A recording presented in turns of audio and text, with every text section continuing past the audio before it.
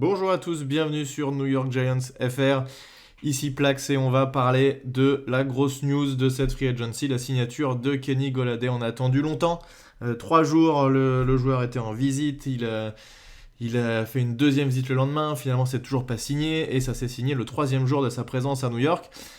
Et comme un gros bouffon évidemment, quand on a signé, je suis allé me mater 8 heures de highlights sur YouTube et je me suis dit que ça valait le coup de vous montrer quelques éléments. Alors on n'a pas enregistré le podcast encore au moment où je fais cette vidéo, donc on va en parler plus en détail de Kenny Golladay, mais là ce que je voulais vous montrer c'est appuyer sur un des éléments et une de ses forces, c'est sa capacité à réaliser des catchs dans toutes les conditions, même quand le ballon est mal lancé, capacité à s'ajuster et à encaisser les hits et à quand même maintenir le ballon en sa possession et ne pas lâcher la balle. C'est quelque chose qui a énormément manqué à Daniel Jones, un joueur capable d'aller chercher le ballon un peu n'importe où. Jusqu'à maintenant, Daniel Jones avait des receveurs qui étaient certes intéressants, mais pas exceptionnels, et en gros, quand la passe n'était pas forcément bien lancée, eh bien c'était voilà, il fallait que Daniel Jones fasse des passes quasi parfaites pour que ce soit réceptionné. Et donc ça on l'a vu notamment avec notre ami Evan Engram qui, même quand la balle est bien lancée, bien réussit à lâcher le ballon, ce qui provoque parfois des interceptions. Bref, en tout cas, Kenny Golladay, voilà ce qu'il peut nous faire. Alors c'est marrant parce que j'ai regardé pas mal de vidéos et en fait il y a une vidéo sur laquelle, un match de l'an dernier contre les Falcons où il y a à peu près tout et je me suis dit que ça servait à rien d'aller chercher 30 vidéos. Je vais vous montrer 4 actions de ce match-là et une dernière action d'un match contre les Jaguars. Donc ça c'est l'an dernier. Alors vous savez, il a été blessé l'an dernier, malheureusement il n'a pas joué énormément de matchs, mais ce match-là était complètement fou de sa part. Donc première action, vous allez voir, je vais juste vous montrer à chaque fois le tracé qui court, comme ça vous pourrez bien regarder. Il va faire un tracé slant ici, tracé assez basique. Donc on va avancer. Boum, là il fait son cut, la balle est lancée, et regardez en fait ce qui est impressionnant ici, c'est qu'il se tape le linebacker, mais il arrive quand même à assurer la réception, le ballon qui est lancé un tout petit peu derrière, il est obligé de... voilà, un tout petit... Ouais, non, quoique non, elle est plutôt bien lancée cette balle, en fait, dans le trou, mais la réception est pas simple, il est obligé de... il utilise énormément son corps, en fait, Golladay, pour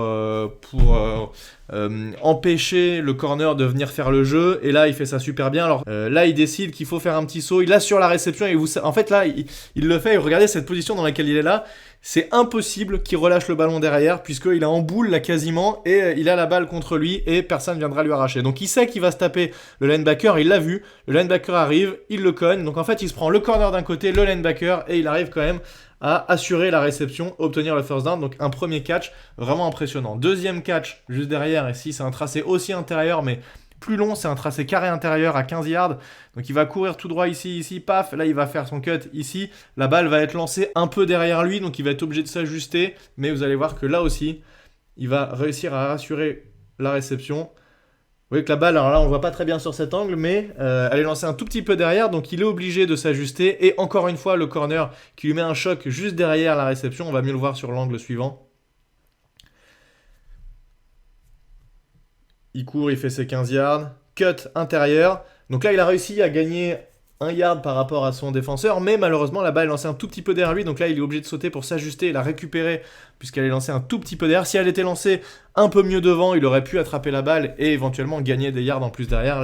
Là, son objectif, c'est évidemment d'assurer la réception. Donc encore un catch acrobatique. Le défenseur est là, il est sur lui. Il met sa main pour essayer de l'empêcher de catcher. Il y a son casque sur le ballon, mais Golladay fait tout ce qu'il faut pour, encore une fois, assurer la réception. Donc là, coup sur coup, 2 réceptions qui sont pas simples et où le joueur est obligé de vraiment s'employer et de faire le maximum pour ne pas perdre la possession du ballon. Là, sur cette action, si je dis pas de bêtises, alors oui, si c'est bien celle-là, il va avoir Matthew Stafford qui va être un peu en galère, il va pas trouver de receveur, donc le tracé, je sais plus ce que c'est ici, il se retourne, mais c'est un ajustement en fait, puisqu'il va repartir au fond du terrain, le ballon va être envoyé, et là encore, un peu comme sur le premier catch, il va avoir le corner dans un sens, et ici c'est le safety qui va arriver de l'autre côté, qui va lui mettre un énorme choc, et réception ultra acrobatique. D'ailleurs, si vous avez regardé le Red Zone de l'année dernière, elle a dû vous marquer cette action parce qu'elle est assez énorme. Donc là, il regarde à gauche, Stafford, il regarde à droite, il voit personne, il re-regarde à gauche. Donc là, vous voyez, à ce niveau-là de l'action, on se doute que le tracé, on est obligé de l'ajuster, c'est pas le tracé prévu. Généralement, le receveur, là, il essaye de se démarquer au maximum et c'est un peu de l'improvisation. Donc là, il repart dans le fond du terrain. Et vous voyez que là, il est entre deux joueurs. La balle est lancée très haute. Il monte, il saute, il va la chercher très haut. Et il va avoir le corner d'un côté, le safety qui arrive de l'autre côté, qui le frappe aux jambes directement. Et le ballon, là, c'est une réception extrêmement impressionnante. Encore une fois, un catch pas du tout simple. il est obligé d'aller chercher, s'employer vraiment à fond. Donc là, vous voyez, il repart au fond du terrain.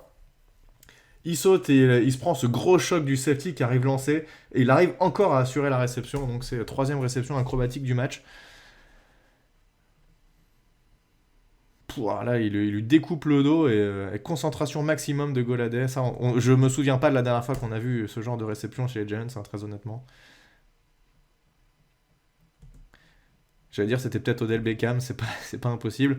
Alors là, qu'est-ce qu'on a comme jeu? Ah oui, alors là c'est un jeu un peu plus classique, tracé fade, mais là aussi vous allez voir que donc il va se mettre sur l'extérieur et la balle est lancée assez rapidement, donc il va faire ce catch à peu près dans cette zone-là, juste après le first down. Mais là, encore une fois, le corner qui est bien sur lui, et là c'est du 50-50 puisque ça aurait très bien pu finir en interception.